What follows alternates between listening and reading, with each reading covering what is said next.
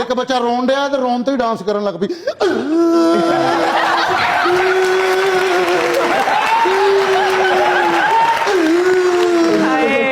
ਸਿੱਧੇ ਸਾਦੇ ਲੋਕ ਨੇ। ਸ਼ਵਾਰਮਾ ਲੈ ਘਰ ਗਿਆ, ਭਾਬੀ ਉਹਨੂੰ ਕੱਟ ਕੇ ਝੱਗ ਕੱਢਣ ਲੱਗ ਪਈ।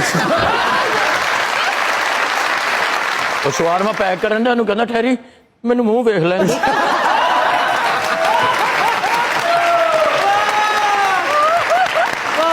ਅਕਰਮ ਸਾਹਿਬ ATM 'ਚ ਵੜ ਕੇ ਕੱਪੜੇ ਚੇਂਜ ਕਰਨ ਦੇ ਲੈ।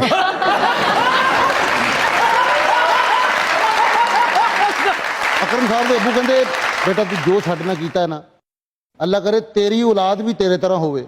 ਆਪਣੇ ਅੱਬੂ ਨੂੰ ਕਹਿੰਦੇ ਲੈ ਹੁਣ ਬਦਦੁਆਵਾਂ ਤੇ ਨਾ ਦਵੋ।